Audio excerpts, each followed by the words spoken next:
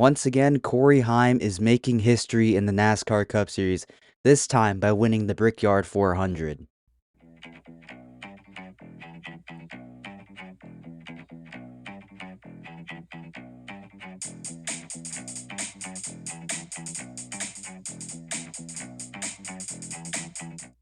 Welcome back to another episode of Talkin NASCAR. I'm your host, Andrew. Hope you're all having a great day.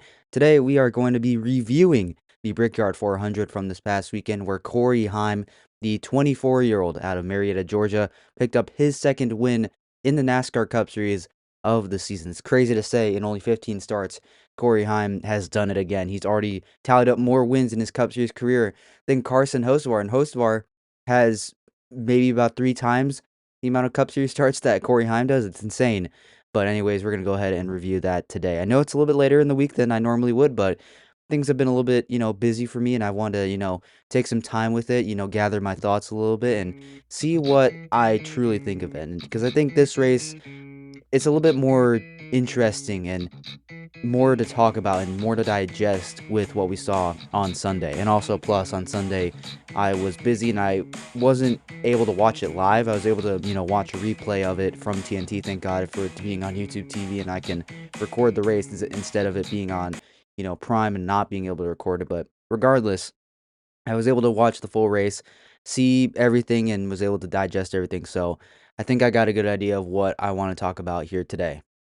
So let's start off by talking about the winner, Corey Heim. Obviously, that's the big takeaway and big storyline, big headline from this past weekend in Indianapolis, with it being another crown jewel, holding off his Toyota teammate of Christopher Bell, running up against his car owner of Denny Hamlin, late in the going on some restarts, making some aggressive moves against his car owner, which, might be a little interesting down the line with what my Hamlin think about Corey Heim, but I bet if Corey Heim does not go on to win that race, I bet it'll be a tough conversation at 2311 Racing this weekend, or this week, excuse me. But I guess that Corey Heim won that race, it might all be okay, and you can talk about that later, talk about those aggressive moves a little bit later. But again, what Corey Heim did today, or excuse me, on Sunday, picking up the victory at the Brickyard 400 at a tough that is very difficult to pass at. We'll talk about that in just a moment. It's impressive, holding off Christopher Bell, who kept him honest at the end there. And even Joey Logano was running those two down at the end. Corey Heim did some great stuff in one of his part-time starts. It's only his 15th career start in the NASCAR Cup Series. It's a win. It's incredible. At, again, a tough track. All things that, make this race win truly incredible for Corey Heim. And he's breaking history. He's the first driver since AJ Foyt to win in his first 15 starts, win 2 races in his first 15 starts. Absolutely unheard of. And AJ Foyt, one of the best racers in history, racing in so many different series and having so much success in all those series, including NASCAR. Now that we're seeing this from Corey Heim, obviously he's nowhere near probably the level of racer overall that AJ Foyt was, but just in NASCAR, Corey Heim has the chance to be something special in the Cup Series. We thought what Carson Hocevar was doing this year and taking the next step forward and being in contention for more race wins, winning a race at Talladega, we thought that was pretty impressive. Now we're seeing that and more from Corey Heim. Plus, Corey Heim also is a much, less polarizing of a personality and driver than Carson Hocevar, his rival, which there was another episode of the Heim versus Hocevar rivalry that we have to revisit once again from this race. And it was a pretty funny one, if I must say so. But anyways, still, Corey Heim overall, truly incredible what he did for the first time since 1965, winning his first 2 races in only his first 15 starts in the NASCAR Cup Series. Truly incredible stuff. But not to overshadow this race win from Corey Heim, because again, very impressive. I'm wondering, would it have been the same? Would Corey Heim still have won this race if this was on a different racetrack and this wasn't on Indianapolis, where a track that, we saw it as clear as day on Sunday and in previous races before it, that Indianapolis is a single groove racetrack that is very hard to pass at, especially with, again, with it being single groove and the next gen car, you can just easily dirty up that air behind you and make it impossible for that car to pass. It takes away their handling, makes it impossible to pass. And the only time you can pass is on restarts when you are all bunched up together and there's cars on different lanes. We saw Joey Logano at the end, make a hard charge towards the front, maybe even a chance to win the race, but it kind of just stalled out because both Bell and Heim were in front of him, making that air super dirty, taking the handling away. It's just impossible for Joey Logano to make a move and even get even closer than he was, which was an incredible drive, by the way. In back-to-back weeks, we've seen some really good performances from Joey Logano, so shout out to him. But that dirty air really hindered his progress forward and probably took away his chance to win the race. So I am wondering if this race was on a different racetrack and we had the same exact battle between Heim, Bell, and Logano, with how Heim's car was slowly fading away, the handling was going away, I'm not sure Corey Heim walks out of this with the win. I think either Christopher Bell is walking away with his first win of the year, or Joey Logano has his second win of the season. Or maybe someone else. Who knows? Maybe Hamlin hangs on to his track position and wins another race this season.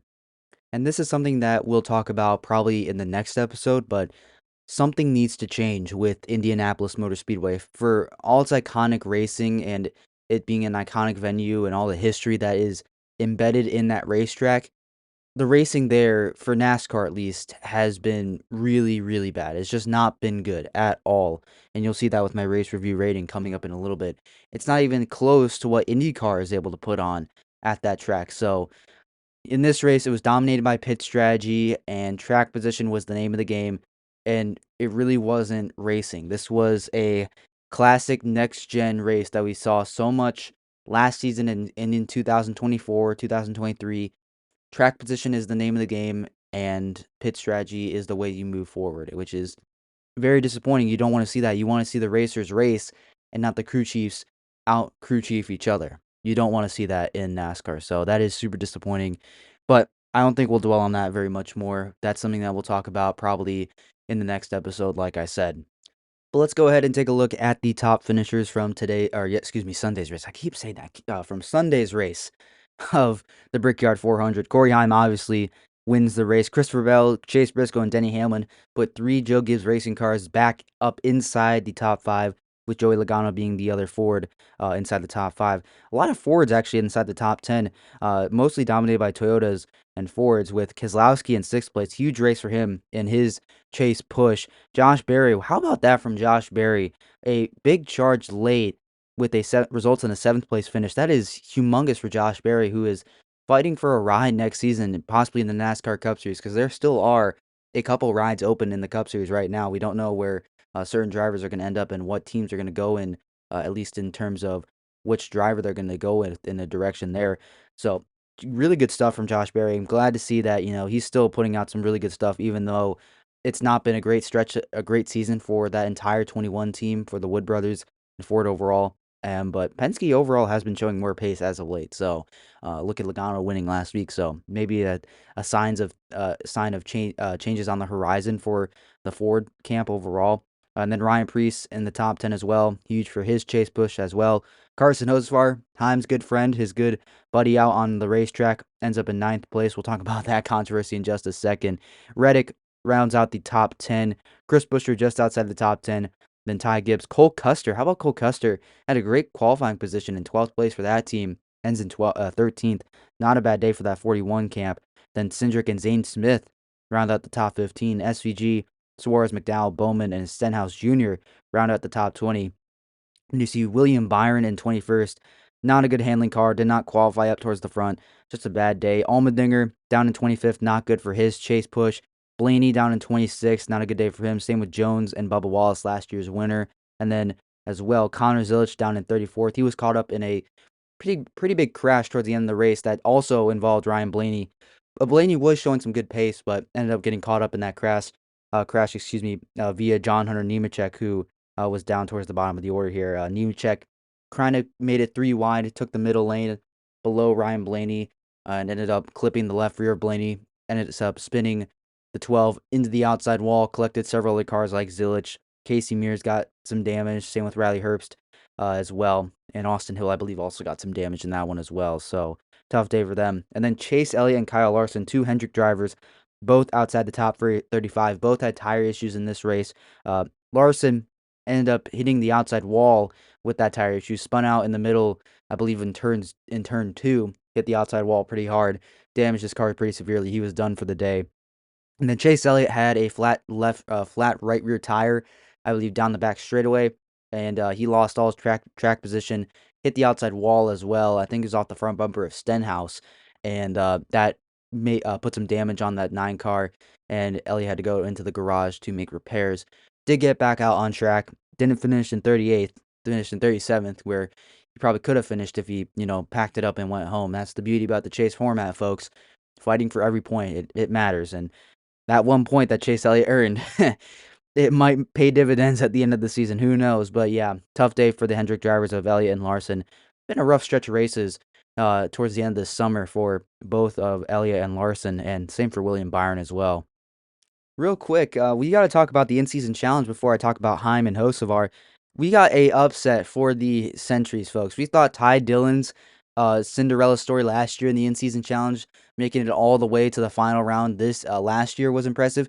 We'll talk about Todd Gilliland making it a run all the way to the finals to take on Ryan Blaney. And Todd Gilliland had some things go his way, like Ryan Blaney getting caught up in a wreck. But Todd Gilliland wins the in-season challenge, completing the Cinderella story. Like, that's incredible. Back-to-back seasons, we see Cinderella stories from Gilliland and Ty Dillon, and this year, Todd Gilliland actually, follows through on that Cinderella story and completes it, writes the entire book, if you want to say that, I guess. But regardless, congratulations to Todd Gilliland winning $1 million with that 24th place effort. I mean, Gilliland had some speed at the end there. He was not having a good day, but still earned some pretty solid points. Finished in second in stage 2 behind Ross Chastain, so able to earn some good points towards making a push for the chase as the regular season continues to wind down. But in addition to that, winning the $1 million, he got a contract extension recently as well. He's just been floating on cloud 9 as of late. All the good things are happening to Todd Gilliland. Maybe to put a cherry on top, he'll find a win at Daytona and make the chase. Who knows? With all the good luck that Todd Gilliland's having. But yeah, congratulations to that 34 team and Todd Gilliland. I know he is certainly taking that 34 team and his crew chief of Chris Lawson out to a really, really nice dinner coming up really, really soon. So yeah, once again, congratulations to that entire 34 team, and shout out to Blaney once again. He probably would have gotten that in-season challenge victory if he, didn't get caught up in more John Hunter Nemechek stupidity that we've seen as of late, but it's how it goes sometimes. And again, I don't think Blaney's really pushing for, $1 million more bucks, but Blaney probably wants it to win it, and so did everyone else in the garage. So tough luck, but maybe Blaney will go get it again next year. We'll see. Now, circling back real quick, I've been talking about it and teasing about it, and we're gonna talk about Carson Hocevar and Corey Heim once again, and their rivalry. Oh man, is it going to be so fun to watch. It really came to a head at San Diego a couple weeks ago, where Heim actually got that first win of his career at San Diego and had to move Carson Hocevar out of second place to go chase down his teammate of Tyler Reddick to go get it. But even still, the rivalry, was, I wouldn't say born, but it was relit, and more firewood was added to the flame and added to the into the pit. And we got Corey Heim getting his payback against Carson Hocevar for 2023 in the Truck Series. This year, Heim, just continued to add fuel onto the flames by, air blocking Carson Hocevar in the middle of this one. And when Corey Heim made his green flag pit stop in this race, one of his green flag pit stops in the race, Carson Hocevar, as he was passing him by, got a little bit closer to pit road. And as Corey Heim was entering, Carson Hocevar casually, albeit casually, flipped Corey Heim the bird as he made his way down pit road, and Carson Hocevar retook the race lead. So that was awesome. Like the people in the box, and Adam Alexander, Dale Jr., Steve Letarte, they were all loving it. I mean, Dale Jr. was just loving that Carson Hocevar was, making his presence known, I guess, to Corey Heim and saying, "Hey, I didn't like that, but thank you for the blocking me down the straightaway in the turns. Thank you so much, man. I really appreciate that. I love it. This rivalry is going to be so fun to watch. You have Carson Hocevar, who's really the bad boy of the group, and Corey Heim, he'll never go out and intentionally wreck someone, and, but he will, when Carson Hocevar is around, he won't hesitate to, kind of, not play it very nice, I guess, is the correct way to say it. So more of this Heim and Hocevar rivalry. It's going to be so fun to watch next season when they're full-time, because I bet that we will see them really close together on track. They will be running right around each other with Corey Heim hopping into that 35 car and Carson Osvar. Another year at Spire Motorsports, another year where Spire continues to improve while Corey Heim will be in his rookie season. I bet they will be running right around each other a whole lot next season, and it's going to make that rivalry so much fun to watch because we're going to see a whole lot of bean doors, trading paint. It's going to be fun to watch, especially at the short tracks. Oh, man, is that going to be fun to watch between Corey Heim and Carson Oswar. But we got another installment of this rivalry. This could be the next one. We thought Bell and Larson was going to be the next big rivalry. It really hasn't evolved into that more than them being really good and trying to outduel each other. And recently, it's been Larson that's been outdoing Bell. But this is going to be the first competitive trading paint on track rivalry that we've seen in quite a long time between Heim and Hosvar. So this was fun to watch, and it's going to be fun to watch. But now let's go ahead and take a look at the Chase standings here. Another driver has been locked into the Chase. Actually, two new drivers have been locked into the Chase in the Cup Series. Both Ryan Blaney and Ty Gibbs, after this weekend's race at Indianapolis, they are locked into the Chase. Carson Hocevar actually jumps up to 5th in the standings with bad runs from Elliott and Larson. Chase Briscoe also moves up a couple spots into 7th place.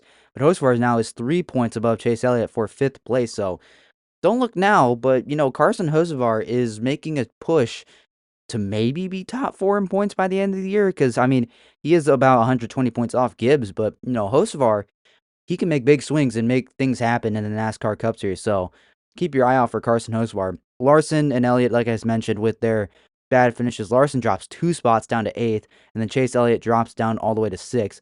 Briscoe jumps up a spot. Meanwhile, Buscher, Bell, they maintain their position. Same with Daniel Suarez. William Byron, Logano, Bubba Wallace, SVG, and Austin Cindric are the last 5 drivers in. Logano actually jumps up 2 spots to 13, I believe. Wallace drops down another spot. Meanwhile, SVG and Cindric kind of hold place in their chase positions, but they do extend their points gap to the first driver out, which is Ryan Preece. Preece is now out by 38 points to Austin Cindric.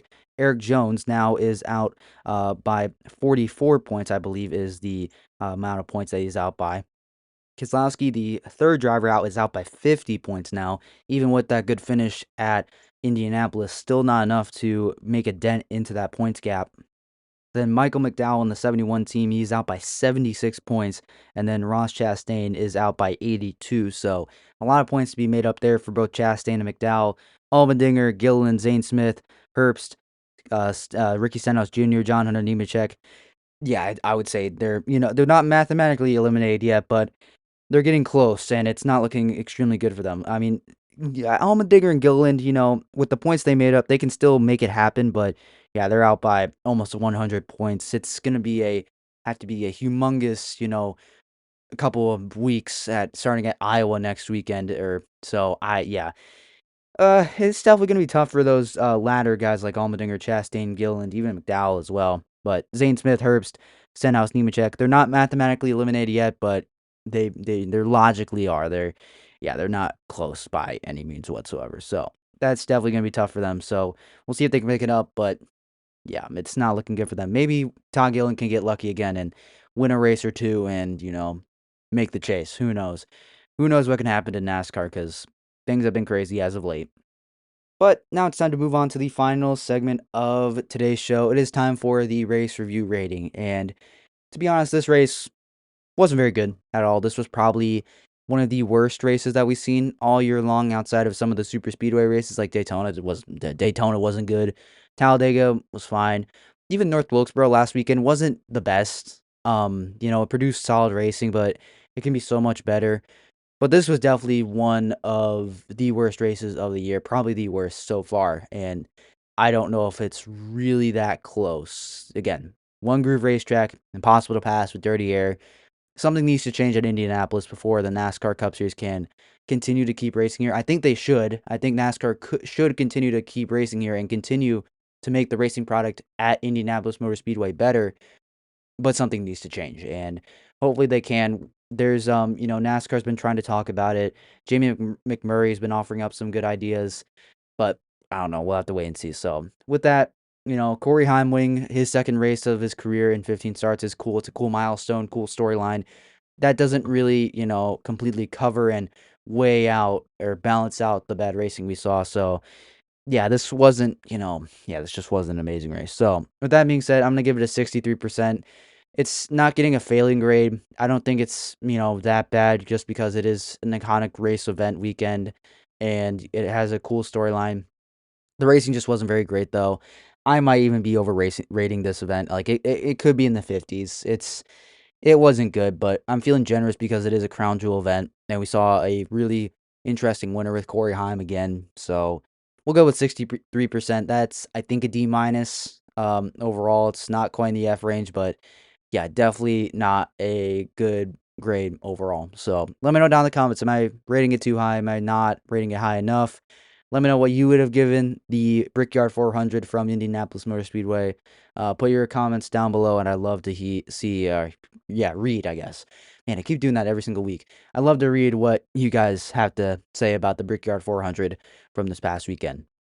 So now that the Brickyard 400 is complete, the in-season challenge is over. NASCAR will head into a 1 week break, a 1 week off week. So drivers will be allowed to, relax, recover, recharge, refocus, just in time for the return to Iowa Speedway coming up in a couple weeks. USA will be the new broadcast partner. Ooh, that reminds me, got to talk about TNT real quick. Did an awesome job once again. I think that, they did very similar things to what Amazon Prime did this year. They have a great broadcast booth with Adam Alexander, Steve Letarte, Dale Jr. They all did great. The pre-race coverage with Marty Smith, Jimmy Johnson, and all the other drivers and all the other members that they brought into for these events was awesome. They did a great job with, portraying and covering the in-season challenge as well and the chase standings. They did an amazing job. The coverage was great. Camera work, flawless. The in-race graphics, really, really solid once again. So nothing bad to say about TNT once again. I'd probably give them a pretty comparable grade to what Amazon Prime had this year and last year as well. So they definitely took a little bit of a step up in my opinion. Not that it was bad last year, but they definitely improved on some of the things that, didn't, weren't great last year. However, they did have some mic issues at Indianapolis. They had like a lot of, their pit reports like Danielle Trotta and Kim Kuhn, or not Kim Kuhn, whoever the other female reporter is, I can't remember. They had issues with mics cutting out, which not great, but those happen every now and then. I think it was just one race out of the 5 they had, so nothing too major. If that's the only complaint I have, then they did fine. So yeah, great job by TNT once again. Glad that they are still doing some stuff with NASCAR. They're interested in doing more races, which is awesome to hear. So all good stuff from TNT and Turner this time around once again. So can't wait for them to be back broadcasting NASCAR Cup races next year. Can't wait. So I'm gonna give them probably, like A minus grade. They did really good once again. So, but I do think that is going to wrap it up for this episode of Talkin NASCAR. Everyone, hope you all enjoyed. Thank you so much for listening to this episode. Stay tuned for more. I know it's going to be an off week, but I still got plenty of stuff to talk about from these just the 3 days that I haven't posted. Plenty of stuff to talk about. Plenty of other things. Cool video episode ideas. I'm not making videos yet. I promise. I'm not making videos yet, but I got some cool ideas coming up for some more episodes now that we're on an off week. So stay tuned for more. And with that, I will see you in the next episode of Talkin NASCAR. Take care, everyone.